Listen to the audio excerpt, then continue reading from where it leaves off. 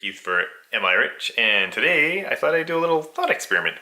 So I've been talking about dividends in past videos, and I thought to help make it more concise on what a good or average dividend is, I draw a little chart to show how dividends grow over, say, 15 years or so, and kind of show that compared to different investment strategies. So yeah, let's get into it. So this chart, you have the blue line and the red and the pink line are all dividend investments.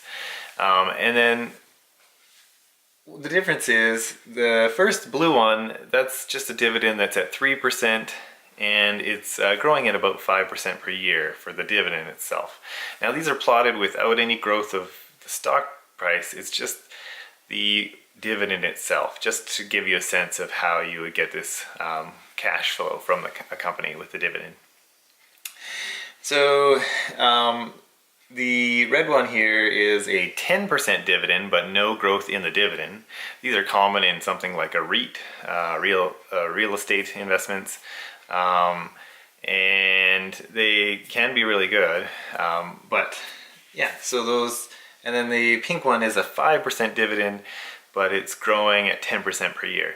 So some like telecom companies might have this. They're growing their dividend really well, but starts off at only 5%.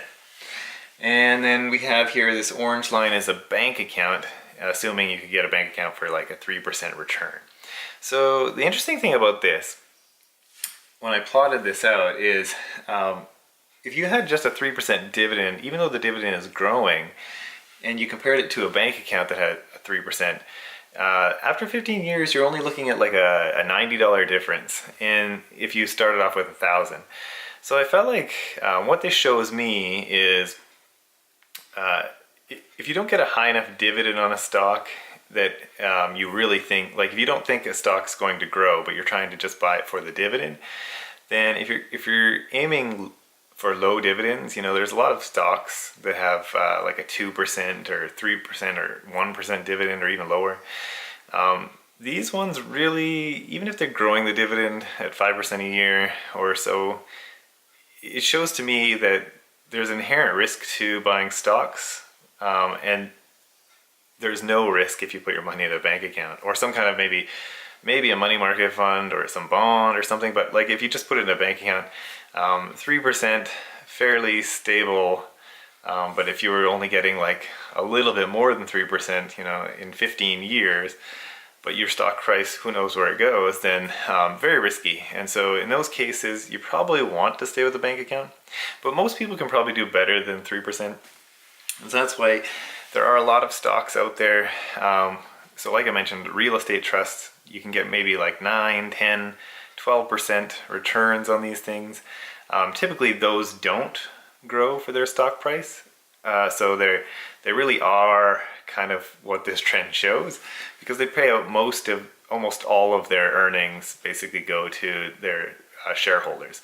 But what you do get, I mean, you double your money, more than double your money in 15 years. And a 10% dividend is pretty good. I can see this as a very good option for people who are near retirement or just want a cash flow coming in and aren't really worried about the appreciation of the assets. And then if you look at like another 5% dividend, but if it's a 5% dividend that grows well, maybe like 10% a year, which is possible, something with like telecom companies, well-established companies that are broad-based but don't grow much, except for, you know, everybody uses them, but they don't grow much. So basically they pay out a lot of their money into dividends and they keep it growing as their company increases its earnings. So telecoms are common like this. Banks perhaps might be something on this line if you can get it at a decent price. So the interesting thing for this was it was an okay dividend. It was better than a bank account for most of the time, but just before 15 years, it crosses above the 10% dividend yield. So if you do have 15 plus years and you just want a safe investment, you just want your money put away, and you want it to grow even more in 15, 20 years, than a 10% dividend, then finding these kind of stocks really is a good option, I think, for people who are just looking at doing, close to the market maybe, and a little bit more growth in the future, in the long run. You don't need the money right away. You can retire in 20 years kind of thing. So yeah, those are the interesting things about the dividends that I see.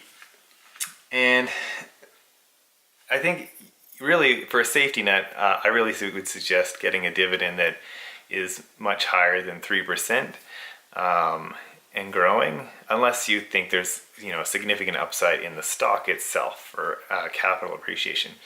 So then I also plotted on here some growth patterns. So this sawtooth pattern here, that's basically the Dow index, how it would return on $1,000 investment.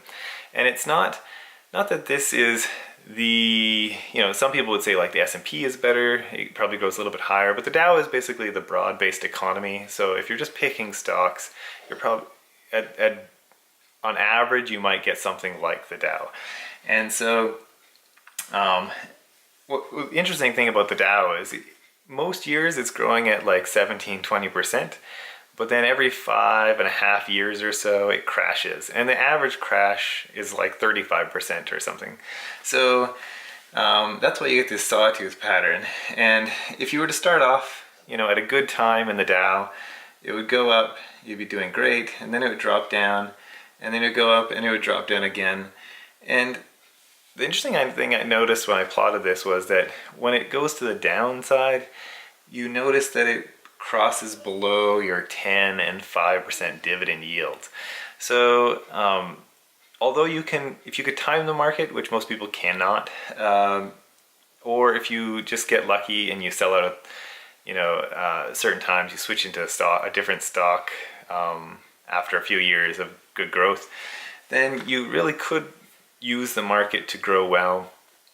But if you're not sure when you're going to time the market and you're just investing for the long term, dividends really are a potentially good option, because if you're looking at the Dow and it drops below the 5% or 10% dividends, then there's way less risk in buying a stock that has a 5% or 10% dividend than there is in buying just the average market without a dividend.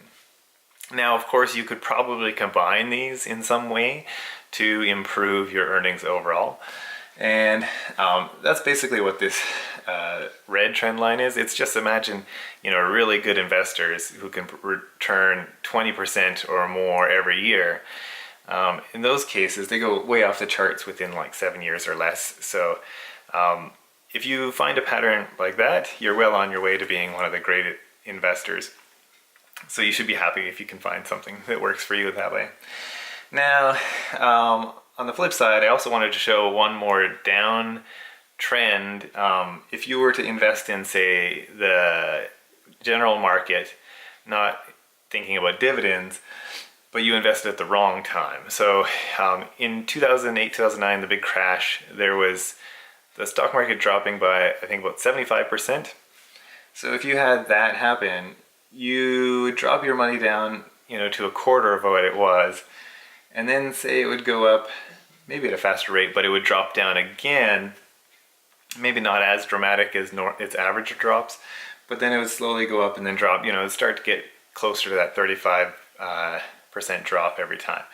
And the sad thing is, in 15 years, you would basically be very close to your $1,000 that you started with. And considering inflation, you really would have gone nowhere. So investing in the market, the thing I take away about this kind of little chart that I studied is investing in the market, if you're kind of new to it or not really sure, you might want to look for a dividend stock at first, or even if you're near like retirement age and you really want something safe. Another reason to get dividends, they're very stable. They can, in a bad time, you're still getting some kind of cash flow from that. And on average, if you're not good enough to get better than average returns in the market, then high dividends that are stable are likely to give you just as good results. So something I really thought was interesting about this, yeah, if you time the market wrong, you could lose, a lot of your money, or your money would just sit there for the longest time before you got it back. But if you had bought, say, a dividend that was earning 10% or 5% in growing dividend, and at the wrong time, sure, your stock price in 15 years wouldn't go anywhere, but you would still earn all that dividend that would have been similar to the market had you just invested at the right time anyways. So very interesting. So I think in a recession, you might want to invest in a dividend stock just before a recession if you think it might be coming. Otherwise, just probably something to consider for a portfolio, or at least every time you buy a stock, might be considered, a dividend might be that much more important just with this kind of thought. Anyways, I'd love to know what you guys think. Do you guys think dividend stocks are the way to go, or do you guys prefer, some other kind of growth strategy? Obviously, there's a combination between all these that could improve your returns, but we'll save that for later. Or if you want to comment on that, go ahead. Anyways, just thought it'd be a little bit of an interesting side note to talk about this, and if you like it, great. Thanks for watching, and we'll see you in the next video.